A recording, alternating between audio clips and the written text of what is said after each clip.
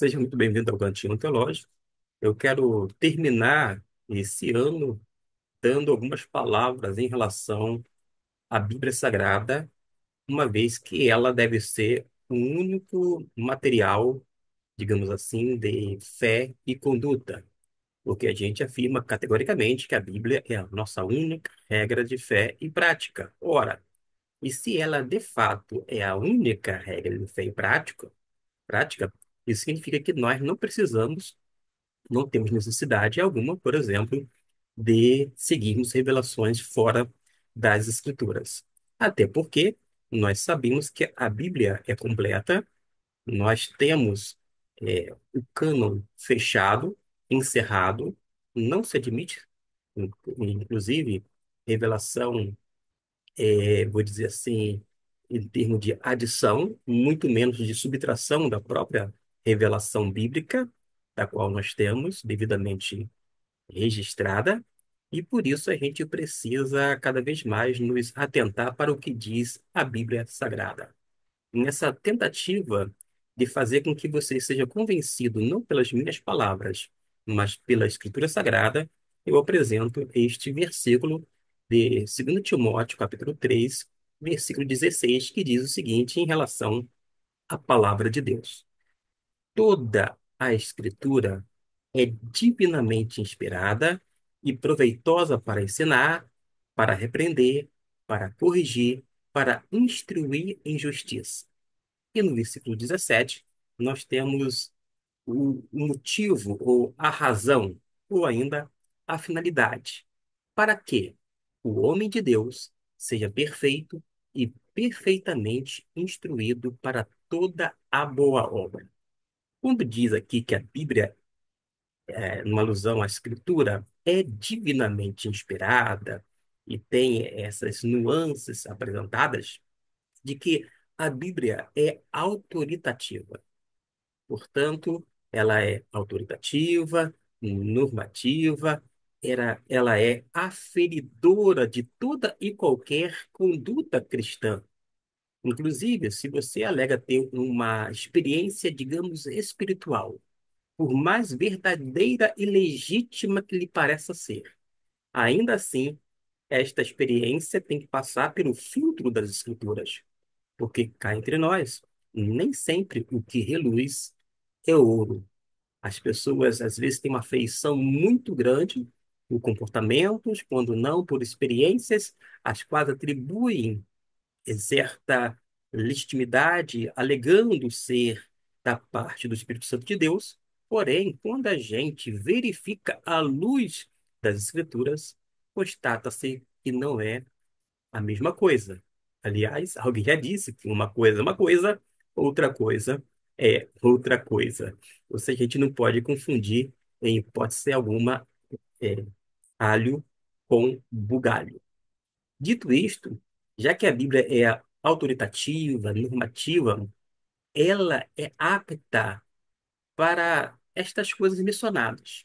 Eu quero utilizar a versão Palavra Viva do Novo Testamento, que nos diz assim no versículo de número 16, para ampliar o nosso entendimento. Já que a Escritura toda é inspirada por Deus e útil para ensinar o que é verdadeiro, você vai descobrir as verdades divinas na palavra de Deus.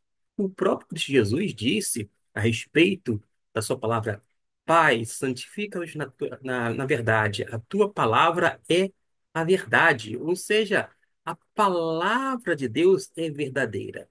Quer buscar a verdade?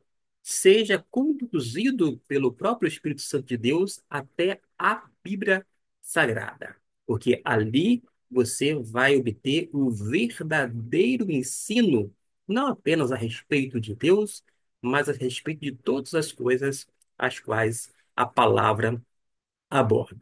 Além do que, a Bíblia, por ensinar o que é verdadeiro, nos faz entender o que está errado em nossas vidas, aponta as nossas faltas. Nós, quando lemos a Bíblia, enxergamos perfeitamente as nossas misérias espirituais. Nós ficamos conscientes das nossas mazelas espirituais e nós rogamos a Deus misericórdia para que Ele nos ajude a sermos sustentados pela graça, para que na força do poder de Deus nós sejamos aperfeiçoados mediante a bendita palavra dele. E além destas coisas, vai nos corrigir quando estamos errados. Às vezes a gente se acha super certo, nós estamos vivendo num mundo onde todo mundo tem razão, quando não, todo mundo quer ser o dono da verdade. Certo pastor, Isaltino Gomes Coelho Filho, disse certa vez que, ainda que ele quisesse ser o dono da verdade, ele não poderia ser.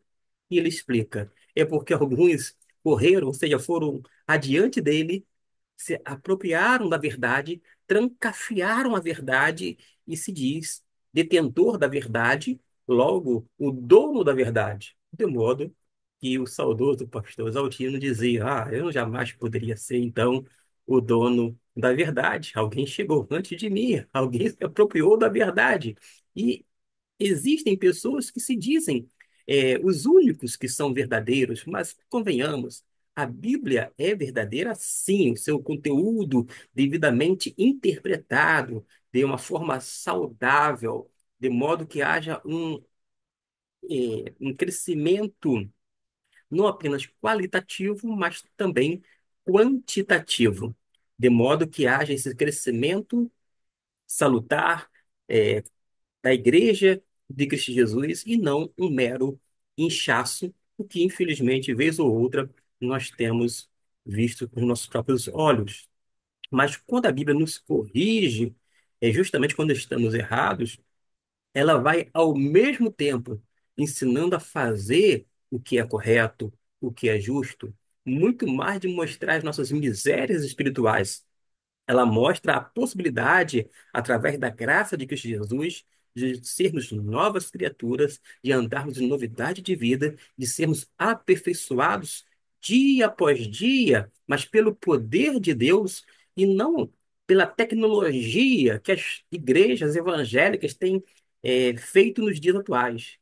Tudo bem que nós podemos utilizar as tecnologias, todos esses aparatos, mas falta-nos fidelidade às escrituras sagradas. As pessoas são muito criativas e têm cada ideias férteis. As pessoas têm feito dos locais de culto verdadeiros lugares de espetáculos humanos. Porém, por mais que atraia o ser humano, não tem condição de saciar verdadeiramente a alma daquele que está sedento, faminto pela palavra de Deus. Ademais, o Senhor Deus procura verdadeiros adoradores que o adorem em espírito e em verdade, mas as pessoas não querem adorar a Deus em espírito e verdade, elas buscam emoções para suas almas, elas buscam sentir algo, tipo sair do culto com a chamada alma lavada, elas querem se sentir bem, elas querem se sentir paparicadas, valorizadas, mas não atenta para o verdadeiro objetivo do culto, que é justamente prestar culto devido tão somente a Deus, não a personalidades, não cultuarmos os ministérios, exaltarmos as denominações, tampouco a igreja local. Porque nós não temos que promover tais coisas, nós temos que promover sempre o nome de Jesus, cujo todo joelho vai um dia se dobrar diante dele. E quando a gente fala sobre isto, ensinando a fazer o que é justo, para que todo homem, toda mulher de Deus esteja capacitado e totalmente preparado para fazer não algumas coisas na igreja, quando não no meio da sociedade a qual está inserida, mas para fazer toda boa obra.